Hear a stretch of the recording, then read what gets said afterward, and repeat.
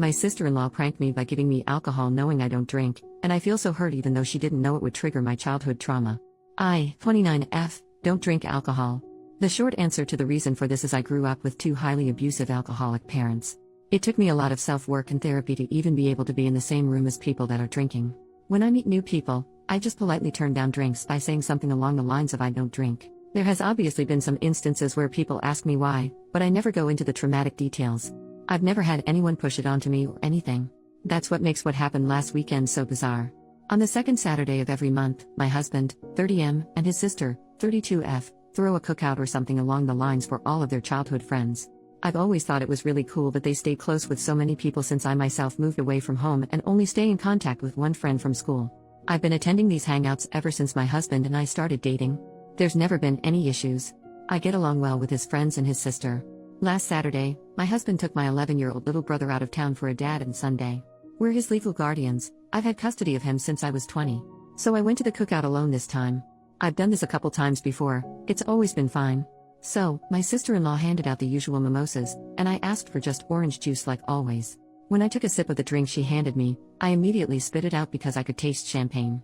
I turned around to my sister-in-law and said, "Oh, you must have given me your drink by mistake." When I turned, I noticed her and two of her friends laughing. I was so confused. I asked what was going on and my sister-in-law said through her giggles, "We thought it would be funny to see how you react to alcohol since we've never seen you drink it before. You should have seen your face." I was honestly just so shocked by that my only response was, "What the hell?" As they continued laughing, I just told them I was leaving. I honestly don't even remember that drive home because I was trying to keep myself from having a panic attack. When I finally got home, I just broke down crying. My husband and brother got home shortly after that and I couldn't hide how I was feeling even if I wanted to. My husband immediately asked me what was wrong and I just broke down again. I hate that my brother had to see me cry. I try to keep our house as happy and safe as possible.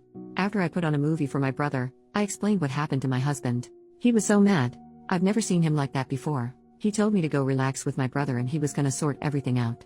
I could hear him yelling at his sister on the phone and after almost an hour, he came and sat with us and told me we wouldn't be seeing her again. The next day, we told my mother and father-in-law. I've always been really close with them so I wanted to confide in them, but I was obviously scared because that's their daughter and I didn't want to talk bad about her to them. To my surprise, they were absolutely mortified and so apologetic on behalf of their daughter. I'm so glad because my little brother adores them. It would have been devastating if our relationship with them suffered because of this. So, yeah. This past week has been so weird. I feel weirdly betrayed. I hate that my sister-in-law and her friends used me as some sort of entertainment for the day. I know that they don't know the trauma this triggered inside of me, but I'm just so confused on why they thought that was an okay thing to do. I also feel guilty because I don't want my husband to stop going to the cookouts and lose his time with his friends and I don't want him and his sister to never see each other again because of me. My husband is amazing and has assured me it wouldn't be my fault if they never speak again. It's just hard not to feel that way. Don't worry though, I've had a lot of emergency therapy sessions this week and I know I'll be okay. It was just such a bizarre thing to experience. It seems like such a small, inconsequential thing to have happened to me. But it's been a crash course on trauma, triggers, PTSD, etc. Typing it out has been so helpful. Thanks for listening to my ramblings. Update, 4 days later, thank you to everyone that left me kind comments and messages on my previous post. I'll just get right into the update. A lot of you guessed right. This isn't the first time my sister-in-law has done something like this. She is definitely what some would consider a mean girl. My husband and his parents have had multiple falling outs with her over the years, but they've been on good terms recently until she pranked me. So, yeah. I could see how my husband's immediate reaction to go no contact seemed like an overreaction, but he's dealt with a lot from her in the past. I don't want to give any specific examples because they're personal to my husband and his family. Hope you all understand. So here's what happened after my last post. After talking with my therapist and my husband, I decided I wanted to message my sister-in-law. I asked her if she wanted to get lunch and talk about what happened. I wanted to explain some of my past to her, my PTSD diagnosis, and why what she did affected me so much. I just wanted this to be over and for us to come to an understanding. But she never responded. A couple of my husband's friends that were at the cookout when the prank happened called us to check in on me. They said they had no idea my sister-in-law planned that and they never would have let it happen. That's probably why she didn't clue them in on the prank. They told me that after I left, they told her it wasn't cool. After a couple days I just gave up hope of her messaging me back and decided to start moving on.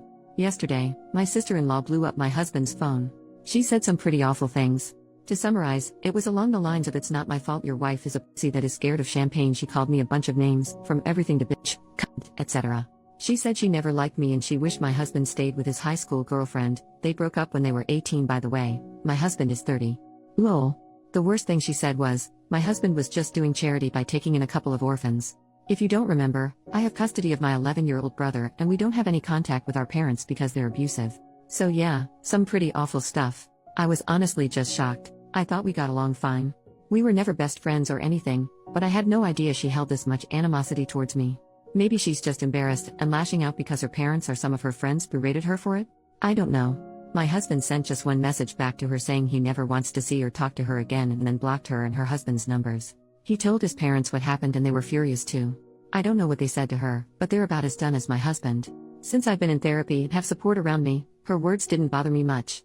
I know she obviously has some problems to deal with and I'm just her latest target. The worst thing she did was bring my brother up. I'll never forgive her for that. He's not an orphan. He has 2 parents that love him. And I'm not either. I have in-laws that love and support me. They always have my back, even when it comes to their own daughter.